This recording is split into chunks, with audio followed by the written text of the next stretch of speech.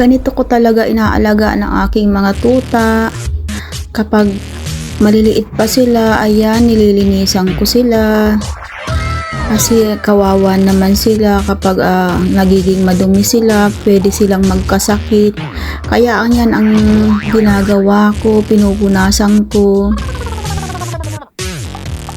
Kapag kasi animal lover ka, ang turing mo sa mga alaga mo is parang member of the family.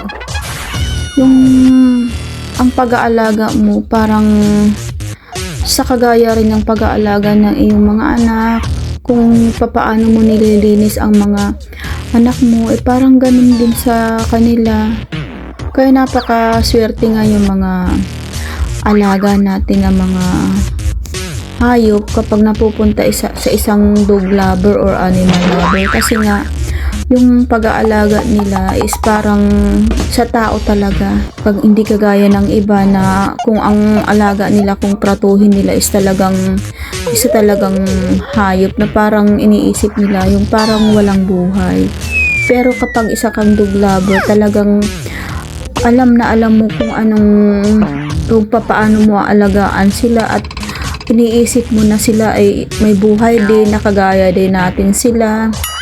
Yun ang iniisip natin. At saka kapag isa kang animal lover, kapag nagkakasakit yung mga alaga, talagang mag-worry ka talaga na parang pamilya mo ang may sakit. Yan ang nararamdaman ko bilang isang animal lover.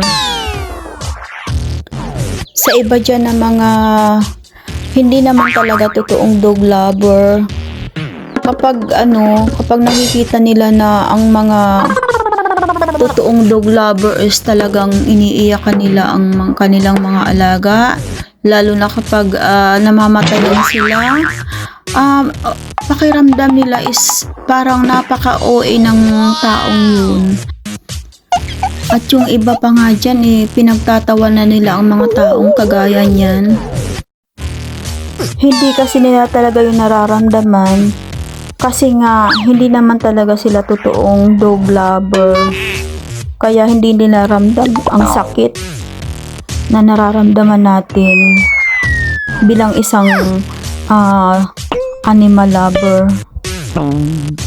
Sila lang naman kasi yung mga tao na parang natutuwa lang sila sa mga tuta na maliliit pa lang, kaya gusto nilang alagaan yung mga yun kasi ginagawa lang nilang mga laruan.